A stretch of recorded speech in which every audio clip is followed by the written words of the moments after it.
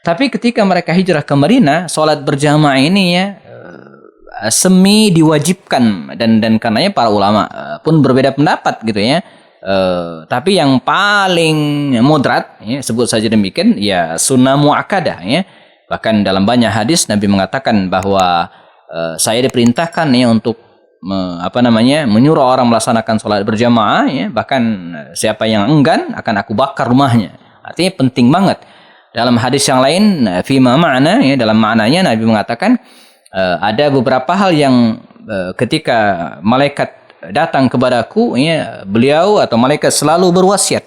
Di antaranya adalah berwasiat agar melaksanakan sholat berjamaah sampai-sampai ya, saya menduga hatta azunna, kata Rasul ya, suatu saat sholat berjamaah itu diwajibkan.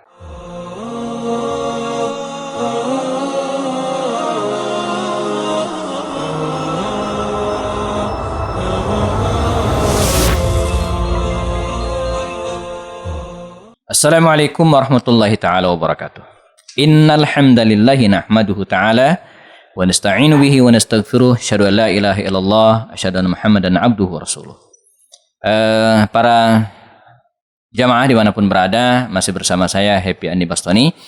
Kita masih dalam program belajar sirah lewat video ya. Sudah beberapa video disiapkan dan kita tiba pada pembahasan tentang era Madaniyah ketika Nabi dan para sahabat hijrah ke Madinah. 5 program yang digalakkan oleh Rasulullah SAW ya, membangun masjid, menyatukan kaum muslimin ya, dalam satu simpul ukhuwah Islamiyah, kemudian membuat undang-undang Madinah, piagam Madinah ya, kemudian yang keempat adalah membangun ekonomi, dan kemudian yang terakhir adalah menyiapkan atau membangun angkatan perang. Nah, sebelum kita bicara lebih detail tentang perang Badar, ya, perang besar pertama ya, antara kaum muslimin dan kafir Quraisy, ya, perang yang disebut oleh Al-Quran dengan Yaumal Furqan, Yaumal Taqal Jam'an, hari pembeda ya, di mana bertemunya dua pasukan, ya, dua kelompok. Nah, ada satu tema lain yang kita bahas tentang adanya turunnya syariat ya, pasca hijrahnya Rasulullah ya. Jadi ketika Nabi dan para sahabat berada di Makkah, praktis tidak banyak atau belum banyak syariat yang turun ya. Yang ada mungkin sholat 5 waktu itu sudah ada ya. Di awal dakwah bahkan sudah turun perintah untuk melaksanakan sholat walaupun belum 5 waktu ya. Dan puncaknya ketika peristiwa Isra dan Mi'raj ya, di mana oleh Rasulullah dalam tanda kutip sepulang dari Isra dan Mi'raj itu adalah perintah untuk melaksanakan sholat 5 waktu. Nah, adapun syariat-syariat yang lainnya itu turun setelah Nabi hijrah ke Madinah Al-Munawwarah. Nah, apa saja yang bisa dijelaskan ya? Pertama adalah syariat sholat berjamaah. Ya. Jadi di era Makkiyah emang sudah ada sholat berjamaah, tapi tidak begitu ditekankan. Ya, artinya kita temukan dalam riwayat Nabi juga melaksanakan sholat bersama dengan keluarganya, sebagian para sahabatnya di era Makkiyah. Ya, tapi itu tidak semua. Karena mengapa? Karena tidak memungkinkan. Ya, bahkan ditemukan sebagian sahabat ada yang sholatnya di pinggiran-pinggiran kota, di lembah-lembah, di balik bubukitan, bersembunyi dari intaian orang-orang kafir Quraisy. Nah, tapi ketika mereka hijrah ke Madinah, sholat berjamaah ini ya semi diwajibkan, dan karenanya para ulama pun berbeda pendapat gitu ya. Tapi yang paling moderat ya, sebut saja demikian ya, sunnah muakkadah ya. Bahkan dalam banyak hadis Nabi mengatakan bahwa saya diperintahkan ya untuk menyuruh orang melaksanakan sholat berjamaah ya, bahkan siapa yang enggan akan aku bakar rumahnya. Artinya penting banget. Dalam hadis yang lain, fima ma'na ya, dalam maknanya Nabi mengatakan ada beberapa hal yang ketika malaikat datang kepadaku ya, beliau atau malaikat selalu berwasiat. Di antaranya adalah berwasiat agar melaksanakan sholat berjamaah sampai-sampai ya, saya menduga hatta azunna, kata Rasul ya, suatu saat sholat berjamaah itu diwajibkan. Nah, ini ibadah syariat pertama, yaitu tentang sholat berjamaah. Kemudian seiring dengan perintah sholat berjamaah juga adalah tentang syariat azan. Ya, syariat azan. Di era Makkiyah ya belum ada perintah azan. Ya, jadi tidak ada azan atau belum ada azan. Nah, ketika berada di Madinah dan mulai pelaksanaan sholat berjamaah, maka para sahabat bertanya kepada Rasulullah, ya Rasulullah, ini gimana nih ngasih tahu orang lain ya, kalau ingin melaksanakan sholat berjamaah? Ya, mereka rapat ya karena memang belum ada syariatnya. Yang lain mengusulkan, ya Rasulullah saya usul gimana kalau pakai lonceng ya, seperti kebiasaan orang-orang Nasrani ya, ketika mereka akan ibadah kemudian loncengnya dibunyikan gitu ya, manggil orang-orang supaya datang ya. Yang lain mengusulkan ya pakai trompet saja ya, seperti kebiasaan ya, orang-orang Yahudi barangkali pada waktu itu ya, mereka meniup trompet ya agar mereka datang ya. Yang lain mengusulkan pakai api saja, pakai api seperti kebiasaan orang-orang Persia, ya, di mana di atas atap ya, tempat ibadah mereka ya, diluncurkan, dinyalakan api, itu artinya peribadatan akan segera dimulai. Jadi 3 hal ini disusulkan kepada Rasulullah dan para sahabat. Makanya suatu hal yang harus kita renungi gitu ya, aktivitas anak-anak muda kita atau anak-anak misalnya jelang pergantian tahun ya, mereka suka melakukan 3 hal ini ya. Apa itu? Ya, menunggu lonceng jam 00 berdetak. Ini kebiasaan orang Nasrani ya. Meniup trompet. Nah, ini kebiasaan orang Yahudi, dan membakar petasan ya, atau bunga api. Ini kebiasaan orang Persia. Jadi peringatan pergantian tahun baru ya, sebenarnya kita melaksanakan 3 kebudayaan non-Islam ya, yang tidak ada tuntunan dan anjuran dalam sejarah kita ya. Nah, Nabi tidak bisa memberikan keputusan karena emang belum ada wahyunya turun ya. Nah, seiring dengan itu adalah seorang sahabat Abdullah bin Zaid ya, datang tergopoh ya mendengar Rasulullah dan kaum muslimin rapat, dan kemudian mengatakan, ya Rasulullah ya, saya bermimpi. Didatangi seorang laki-laki yang kemudian malaikat berjubah hijau dalam satu riwayatnya, dan membawa lonceng. Ya. Nah, saya mengira, kata Abdullah bin Zaid ini ya, barangkali malaikat ingin ngasih tahu bahwa isyarat pelaksanaan sholat berjamaah itu ya ditandain dengan lonceng. Ya. Tapi ternyata tidak. Laki-laki ini atau malaikat Jibril ini, ya, malaikat ini yang berbaju hijau ini, ternyata dia mengajarkan kalimat-kalimat. Bunyinya apa? Allahu Akbar, Allahu Akbar, Allahu Akbar, Allahu Akbar, dan seterusnya. Lafaz-lafaz azan seperti yang kita ketahui hari ini.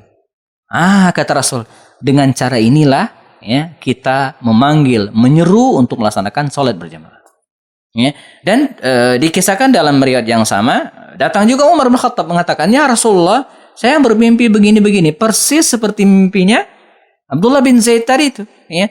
Dan ditambahkan juga Nabi juga mendapatkan isyarat yang sama, dan akhirnya diputuskanlah untuk menyeru ya pelaksanaan sholat berjamaah dengan azan, dengan muadzin Bilal bin Rabah radhiyallahu anhu. Ini sejarah asal mula azan ya, yang disyariatkan kepada Allah Subhanahu wa taala setelah Nabi hijrah ke Madinah Al-Munawwarah. Syariat yang lainnya adalah puasa Ramadan. Ya, puasa Ramadan. Jadi ketika berada di Mekah tidak ada puasa Ramadan. Belum disyariatkan. Ya. Syariat perintah melaksanakan shaum Ramadan ini ya turun ya jelang perang Badar tahun kedua Hijriah. Ya, seiring dengan terjadinya perang Badar ya, dan kaum muslimin diperintahkan melaksanakan shaum. Ya ayyuhalladzina amanu kutiba alaikumus syamu kama kutiba alal ladzina min qablikum la'allakum tattaqun ya. Surat Al-Baqarah mengatakan ya, perintah tersebut, wahai orang yang beriman, diwajibkan kepada kalian berpuasa sebagaimana telah diwajibkan kepada umat-umat sebelum kita. Jadi tahun kedua Hijriah ya. Dan seiring dengan itu juga ya, turun perintah untuk melaksanakan atau mengeluarkan zakat fitrah terutama ya, pun pada tahun-tahun ini, tahun kedua Hijriah, pada awal-awal Nabi hijrah ke Madinah. Demikian juga dengan perintah untuk melaksanakan sholat Idul Fitri. Ya. Jadi sepulang dari perang Badar ya, tahun kedua Hijriah, nanti kita akan ceritakan perang Badarnya. Rasulullah mendapatkan perintah untuk melaksanakan sholat Idul Fitri. Makanya pada 1 Syawal ya, tahun kedua Hijriah itu ya, mereka melaksanakan sholat Idul Fitri pertama dengan penuh kegembiraan, dengan penuh keceriaan, ditambah lagi dengan kemenangan mereka dalam perang Badar. Jadi bergabunglah atau bertumpuklah kegembiraan itu, kemenangan dalam perang Badar, dan kemudian mereka juga melaksanakan sholat Idul Fitri pertama kali dalam sejarah Islam. Kemudian syariat yang lainnya adalah sholat Jumat. Ya, pun demikian ya. Jadi di era Makkiyah itu belum ada sholat Jumat, belum ada syariatnya. Nah, baru ketika Nabi dan kaum muslimin hijrah ke Madinah ya, mereka diperintahkan melaksanakan sholat Jumat ya. Perjalanan dari Quba menuju ke Masjid Nabawi, di situ ada sebuah tanah ya, yang lapang kira-kira. Di sanalah ya, Nabi dan para sahabat melaksanakan sholat Jumat pertama, diikuti sekitar 100 orang ya. Dan karena itu hari ini di situ didirikan sebuah masjid, namanya Masjid Al-Jumu'ah ya, mengabadikan sejarah perintah pertama kali melaksanakan sholat Jumat. Jadi sholat Jumat pertama kali itu jemaah bukan di Masjid Nabawi, tapi di sebuah lahan dari tanah milik kabilah Bani Salamah kalau tidak salah ya, yang terletak antara Masjid Quba dan Masjid An-Nabawi ya. Nah, syariat yang penting lagi pada tahun-tahun ini adalah perubahan kiblat. Nah, ini penting ya. Jadi awalnya kaum muslimin sholat berjamaah itu ya, sebagaimana Masjid Nabawi pertama kali dibangunnya, kiblatnya itu ke arah utara, ke arah Masjid Al-Aqsa. Ya, jadi dari sini kita tahu juga bahwa Masjid Al-Aqsa itu ada di Palestina, ya, sebelah utara kota Madinah Al-Munawwarah. Jadi selama sekitar 16 bulan ya, kaum muslimin sholatnya itu menghadap ke Masjid Al-Aqsa di Palestina. Ya. Nah, dan ini bersama dengan kiblat orang-orang Nasrani dan orang-orang Yahudi yang juga mereka berkiblat ke arah sana. Ya.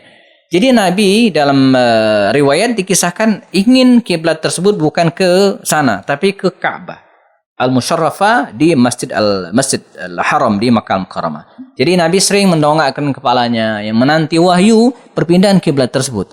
Nah, maka setelah kira-kira 16 bulan kemudian turunlah perintah Allah Subhanahu wa taala kepada Rasulullah ya, dengan kalimat ya, fawalli wajhaka syatral Masjidil Haram. Ya, maka arahkanlah kiblatmu ya ke arah Masjidil Haram. Di mana sebelumnya mereka sholat ke arah utara. Ya, karena itu di Madinah itu jamaat sekalian ada masjid namanya Masjid Qiblatain. Ya, Masjid Qiblatain. Karena disitulah Nabi melaksanakan sholat ke arah utara, sholat zuhur berjamaah 2 rakaat. Kemudian 2 rakaat yang terakhir ya, jamaahnya muter 180 derajat dan Nabi pun pindah ke depan. Maka dilaksanakan sholat 2 rakaat ke arah utara, 2 rakaat ke arah selatan. Ya, mengapa utara selatan? Karena utara itu arah ke Masjid Al-Aqsa dan selatan itu arah ke Masjidil Haram, yaitu Ka'bah Al-Musyarrafah. Nah, beda dengan kita. Ya, kalau kita Ka'bah itu mengarah ke arah barat, belok kanan sedikit. Nah, jadi kalau jemaah sekalian datang ke Masjid Nabawi, yang mau sholat jangan lihat kompas arah barat dia salah, karena arah kiblatnya justru ke arah selatan. Dan hal ini juga dibuktikan kalau kita lihat kondisi Masjid An-Nabawi itu, ya, sekalian, dari maket awal dibuat, ya, itu kiblatnya ke arah utara. Nah, dan karenanya rumah Bunda Aisyah dulunya berada di belakang masjid, ya, di belakang. Tapi seiring dengan perpindahan kiblat, maka akhirnya rumah Sayyidah Aisyah itu berada di depan, ya, sebelah kiri depan. Dan ketika Nabi wafat, meninggal dunia, beliau dimakamkan di kamarnya Aisyah. Dan nanti lalu kemudian ada hadis mengatakan Raudhah itu terletak ma baina mimbari wa baiti. Ya. Jadi itulah Raudhah min riyadhil jannah, taman dari taman-taman surga, yaitu tempat yang terletak antara rumah Rasulullah ya, Aisyah, dan mimbar beliau, tempat beliau memimpin salat, Raudhah di Masjid An-Nabawi. Nah, syariat ini mempertegas identitas kaum muslimin, ya, yang berbeda dengan bangsa Yahudi dan Nasrani pada waktu itu. Bahkan ada juga mengatakan pada saat ini kemudian turunlah sunnah Rasulullah yang berbunyi ya, khaliful Yahud wan Nasara atau khaliful Yahud. Berbedalah kalian dengan orang-orang Yahudi. Ya, apa itu ya? I'ful syarib ya, i'ful liha ya, biarkan jenggot tumbuh ya, dan potonglah kumis ya. Dan di awal enggak ya, di awal bebas-bebas saja ya. Maka kata Rasul memberikan perintah, berbedalah kalian dengan orang-orang Yahudi. Jadi syariat perpindahan kiblat dan syariat memelihara jenggot itu turun bersamaan untuk membedakan mana muslim dan mana bukan pada waktu itu.